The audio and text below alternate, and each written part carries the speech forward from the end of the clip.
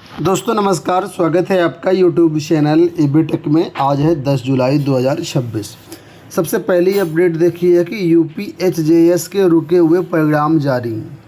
Allahabad high court प्रशासन ने उत्तर प्रदेश उच्चतर न्यायिक सेवा में सीधी भर्ती वर्ष 2014 से 2018 तक के रुके हुए परिणाम घोषित कर दिए हैं। ये परिणाम रजनीश केवी बनाम के दीपा व अन्य में सर्वोच्च न्यायालय के गत 11 मार्च के आदेश के अनुपालन में जारी किए गए हैं। जारी परिणाम में 2014, 2016, 2018 पार्ट 2 व 2018 पार्ट 3 की सीधी भर्ती कोटा के तहत मेरिट और वरिष्ठता के आधार पर सूची जारी की गई है।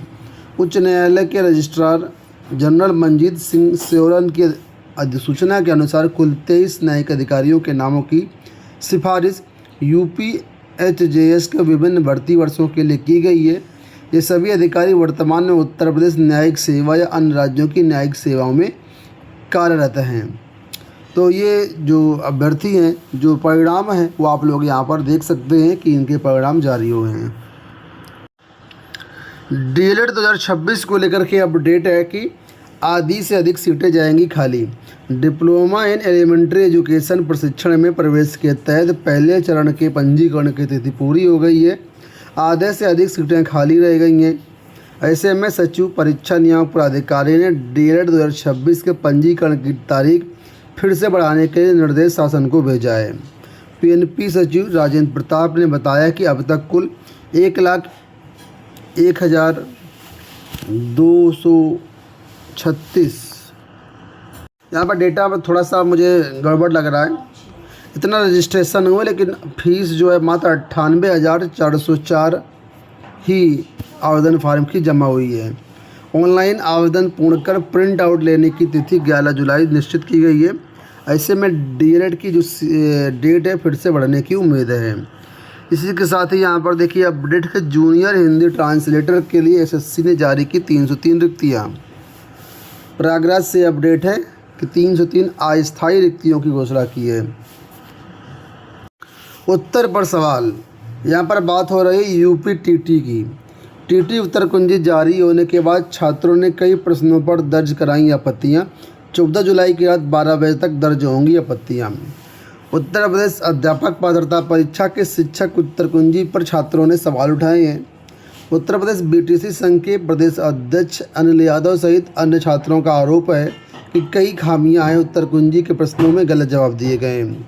तो यहाँ पर देखिए 4 केस दिए गए हैं, ठीक है, अलग अलग एग्जाम्पल के साथ, अलग अलग क्वेश्चन के साथ। तो जो भी अभ्यर्थी हैं वो यहाँ पर अपना देख सकते हैं कि क्या वाकई ये प्रश्न गलत हैं, इसमें उत्तर कुंजी में चैलेंज करने लायक हैं। अगर ऐसा है तो बिल्कुल आप लोग अपनी आंसर की में ऑब्जेक्शन ज़रूर डालें। यूपी के 1 लाख स्कूलों में अब भी नहीं लगे कंप्यूटर। प्रदेश के स्कूलों में बेसिक इंफ्रास्ट्रक्चर में 1 साल में सुधार आया है, लेकिन अब भी काफ़ी स्कूल ऐसे हैं जहां पर मूलभूत सुविधाएं उपलब्ध नहीं हैं। प्री प्राइमरी से कक्षा 12 तक के 1 लाख से ज़्यादा स्कूलों में अब भी कंप्यूटर नहीं है। वहीं आधे स्कूलों में इंटरनेट की सुविधा नहीं है।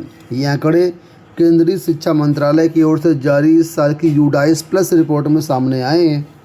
इस रिपोर्ट के अनुसार ऐसे स्कूल भी हैं जहां बच्चों के लिए टॉयलेट तक की सुविधा नहीं है। तो यहाँ पर डेटा देखेंगे तो ये पूरा डेटा आपके सामने दिया गया है 2024 का और 2025 का। इसमें आप कंपेयर देख सकते हैं। 69,000 शिक्षक भर्ती अभ्यर्थी बेसिक शिक्षा मंत्री से मिले। 69,000 आरक्षित वर्ग के अभ्यर्थियों ने बृहस्पतिवार को बेसिक शिक्षा राज्य मंत्री स्वतंत्र प्रभार संदीप सिंह से मिलकर के एक ज्ञापन दिया। इसमें 21 जुलाई को प्रकरण की सुप्रीम कोर्ट में सुनवाई होने पर सरकार का पक्ष रखने की मांग की गई है। अभ्यर्थियों ने मांग की कि 21 को होने वाली सुनवाई में सरकार के अधिवक्ता कोर्ट में उपस्थित होकर के आरक्षित वर्ग के अभ्यर्थियों के हितों का ध्यान रखते हुए पक्ष रखें, ताकि वंचित अभ्यर्थियों को न्याय मिल सके। आपको बता दें, लगभग 6 साल से लगातार अभ्यर्थी ये आरक्षण नियमों के पालन की मांग कर रहे हैं और मंत्री उन्हें सकारात्मक आश्वासन दे रहे हैं। असिस्टेंट प्रोफेसर बीएड के एलिजिबल अभ्यर्थियों से मांगे गए आवेदन। प्रदेश के अशासकीय सहायता प्राप्त महाविद्यालयों में विज्ञापन संख्या 51 के तहत असिस्टेंट प्रोफेसर बीएड के 107 पदों पर भर्ती के लिए आवेदन की विंडो एक बार फिर से खोल दी गई है। हाईकोर्ट के आदेश पर उत्तर प्रदेश शिक्षा सेवा चयन आयोग ने 28 अप्रैल तक सभी अभ्यर्थियों से एलिजिबल जो थे 28 अप्रैल तक उनसे आवेदन मांगे थे।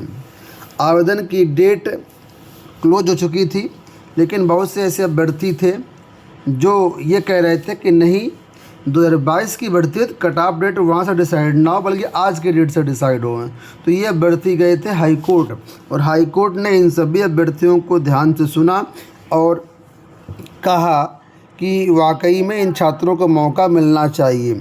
तो कुल मिलाकर के आज की डेट तक यह नोटिफिकेशन में जो डेट लिखी है, ठीक है, 28 अप्रैल 2026 की डेट तक, ठीक है, जो कल नोटिस में जारी की गई है उसके अनुसार अगर आप एलिजिबल होते हैं तो आप 20 जुलाई तक आवेदन कर सकते हैं। इस पर डिटेल्ड वीडियो भी हमने कल बना दिया हुआ है, चैनल पर अवेलेबल है, आप इसको देख सकते हैं।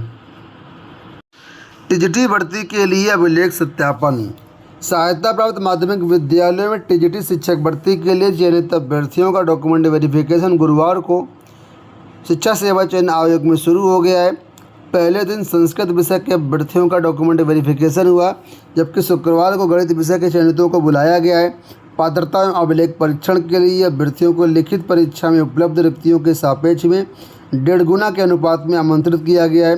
17 जुलाई तक चलने वाले डॉक्यूमेंट वेरिफिकेशन में जो है सभी को बुलाया गया है और अध्यक्ष डॉक्टर प्रशांत कुमार ने मूल अभिलेखों के साथ उपस्थित होने की अपील की है।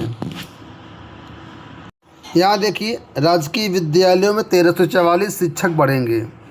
राजकीय माध्यमिक विद्यालयों में शिक्षकों के 13 से 44 पद और बढ़ेंगे। निदेशालय ने 163 नए राजकीय विद्यालयों में पद सृजन का प्रस्ताव शासन को भेजा है। मुख्यमंत्री घोषणा समग्र शिक्षा और प्रधानमंत्री जन विकास कार्यक्रम योजना के तहत नवनिर्मित विद्यालयों में हाई स्कूल स्तर के 121 जबकि इंटरमीडिएट स्तर के 42 विद्यालय शामिल हैं।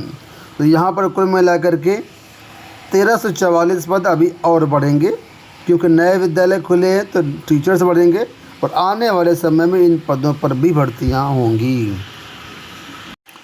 यहाँ देखिए अपडेट है कि नई नियमावली से भर्ती की मांग कर सौंपा ज्ञापन। छात्रों ने बृहस्पतिवार को मुख्यमंत्री को संबोधित ज्ञापन एडी माध्यमिक को सौंपा। उन्होंने अशासकीय सहायता प्राप्त माध्यमिक विद्यालयों में कला विषय की भर्ती प्रक्रिया नई नियमावली के आधार पर कराने की मांग की है। माध्यमिक शिक्षा विभाग ने टीजीटी और पीजीटी की नई नियमावली लागू की है। तो ये छात्र कह रहे हैं कि नई नियमावली बिल्कुल सही है और इसका ये समर्थन करते हैं, नई नियमावली के आधार पर ही भर्तियां की जाएं। इनका ये भी कहना है कुछ अभ्यर्थी पुरानी नियमावली को फिर से लागू करने की अनुचित मांग कर रहे हैं।